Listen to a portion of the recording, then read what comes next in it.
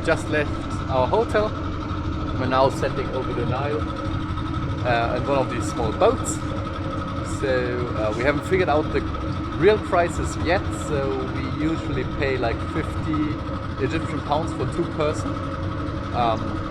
which is probably a little bit too much, but that's what we sort of managed to bargain. And as you can see, all the globes over the Valley of the Kings.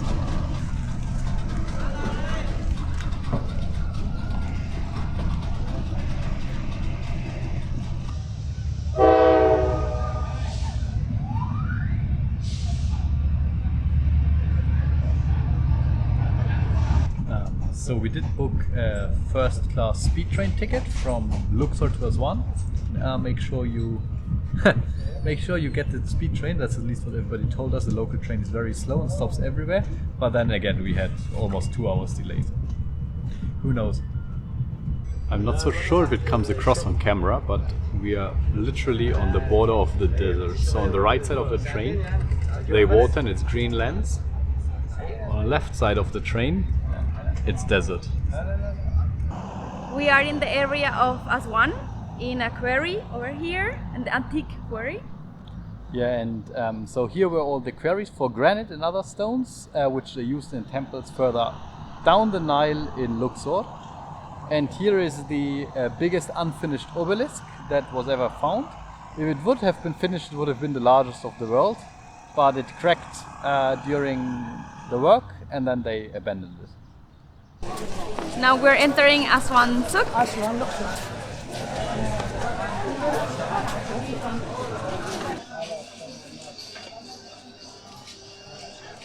We then really didn't do a lot more other than walking through Aswan Street and go to bed quite early, because the next day we had to be up very bright and very early at 4 a.m. in the morning. It is 4 a.m. in the morning and we're waiting for the bus to go to Abu Simbel. It will take about 2 or 3 hours to get there, and then we will spend 2 hours in the temples and then come back. So I think around 1 p.m. which will be again back to... where are we? Aswan. Sorry, morning tiredness.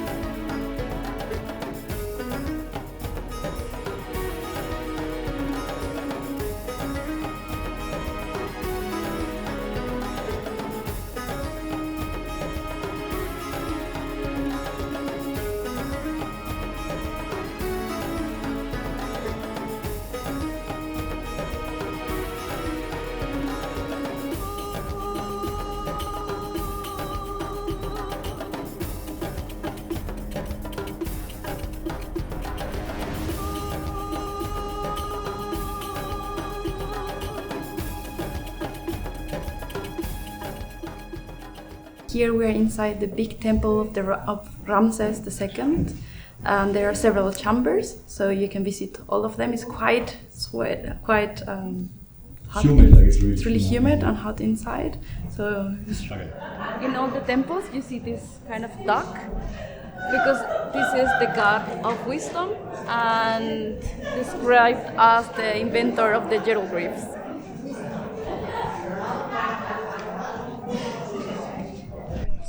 This is the temple, the main temple, the biggest one.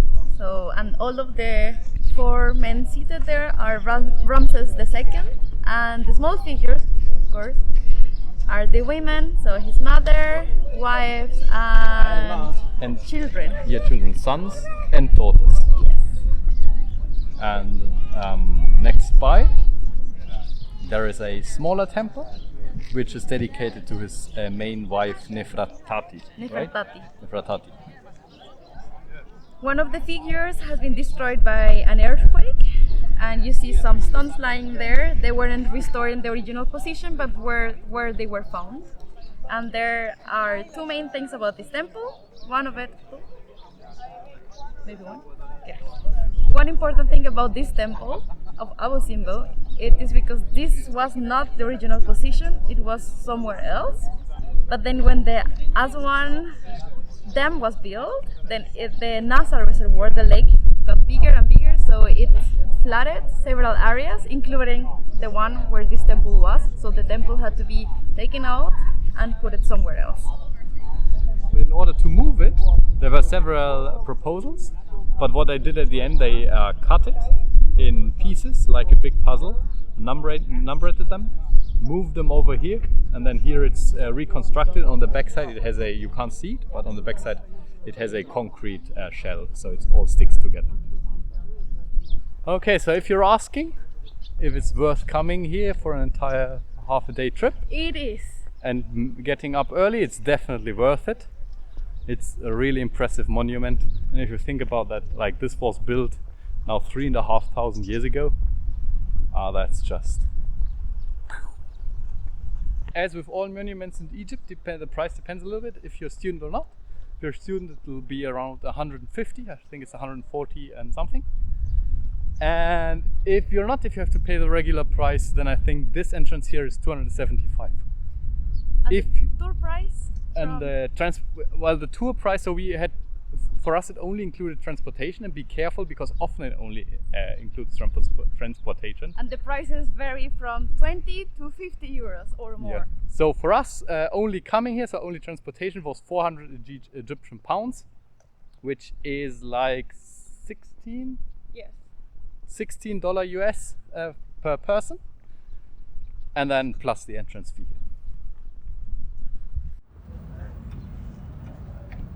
And of course we can't leave Aswan without doing one of the traditional felucca rides. So we're going to go 2 hours a little bit south. There are some small islands. We're going to go through the small islands and come back.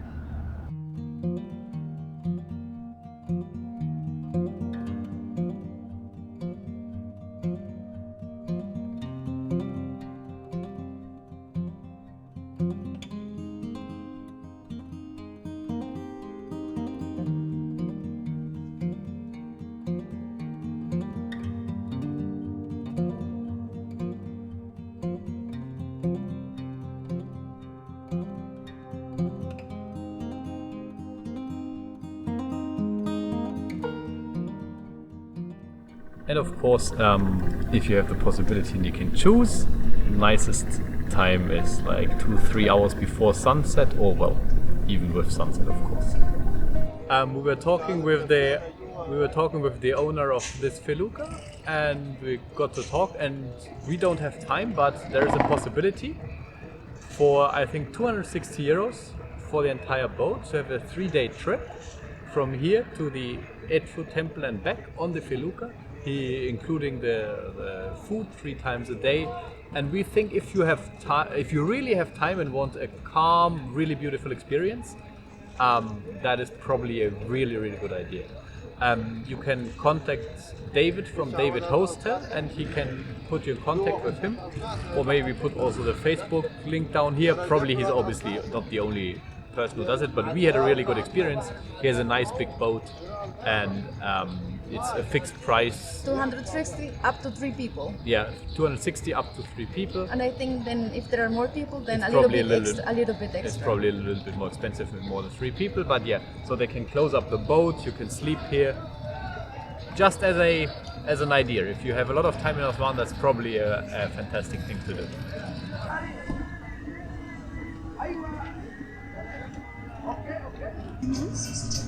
So here we are at the Nubian Dreams restaurant. So the Nubian culture is here at the south end of Egypt, a culture that exists here. Seems like tagine is like their traditional food, but what is interesting is you can get camel meat and also pigeon here. And usually the food comes with rice and some bread with a delicious sauce, which is based on sesame, I think. And yeah, then salads and tagine. camel tagine, and this is a traditional Nubian tagine with meat. So this is camel meat, and it is really tasty, soft, but I will say it is quite similar to beef. Oh, good.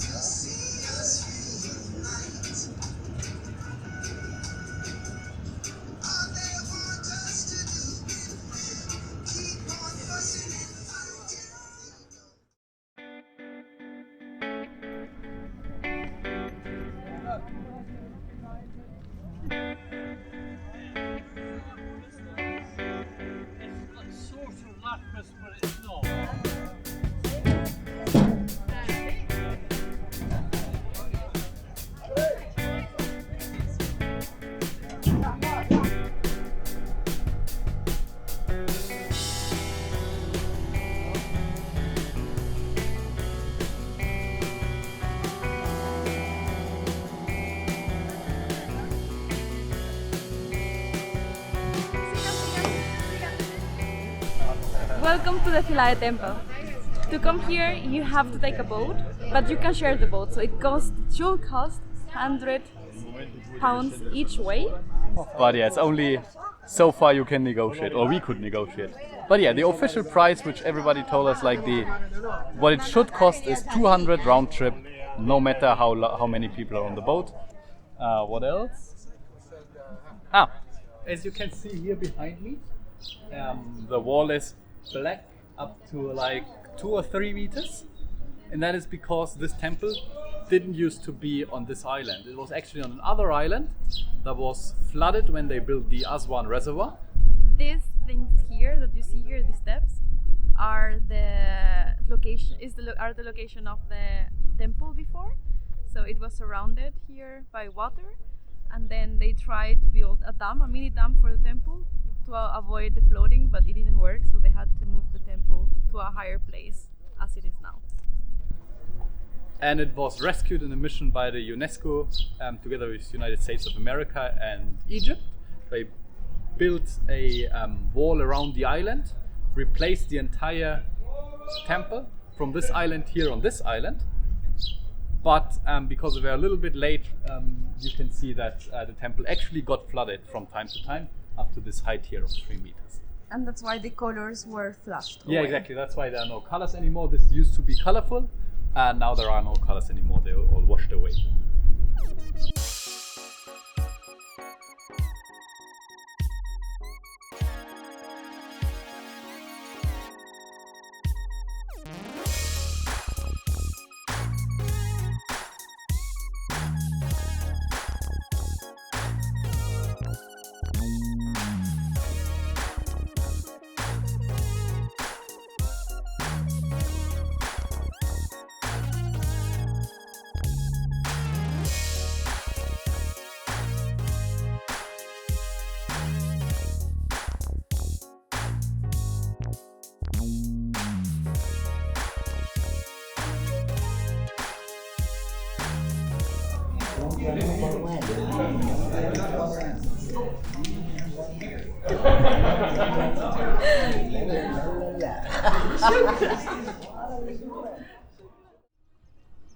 So just before we are now in the evening leaving to Cairo, we came back to Elephantine Island to walk it a little bit, and you should definitely check out the west side of the island, where you find some really nice gems like this. This is called Ibiza Beach Hostel. It's on the west side of Elephantine Island, and I think it's one of the most magnificent places here to have a sunset. And even if, for example, you decide you don't want to take a felucca boat tour, which is obviously one of the things you do here, then this place is fantastic. You see all the feluccas passing by, you still get in the spirit, and all you have to do really is pay 5 Egyptian pounds for the ferry and have a drink. We did like Aswan quite a bit, not just because of the incredible sights you can see around here, but also because people are a lot more relaxed than the rest of Egypt we have seen so far. They're not quite as intense in trying to sell you stuff. You get a little bit more of interaction with locals without them wanting to just sell you something. Especially on Elephantine Island, where it's only Nubian people living. It's a really, really relaxed mode. And people wanted to talk to us just because they wanted to know who we were, and before we had the experience that after having a small talk they will ask for some money. So now we were quite skeptical when somebody talked to us, but then we saw here that they actually literally just wanted to know who we were. Yeah, exactly. So, and it's incredible because still Aswan city is still a lot more hectic than the Elephantine Island. So it's very impressive how 30 meters of river makes such a huge difference. This is the night train to Cairo. These are quite comfy chairs. It's first class, so AC first class. So. There's also a train with beds that you can take to Cairo so you can sleep comfy. However, the price is about $100 per person, which is crazy because it is very simple, not quite clean, and they offer food, but it's also not good, I've heard. So $100 per person, that's a lot of money. So we decided to take a cheaper one with these comfy chairs and try to sleep somehow here. Well, this first class, how much does it cost? 300, that's like 16. That's like 16 euros per person. And it is around 12 hours.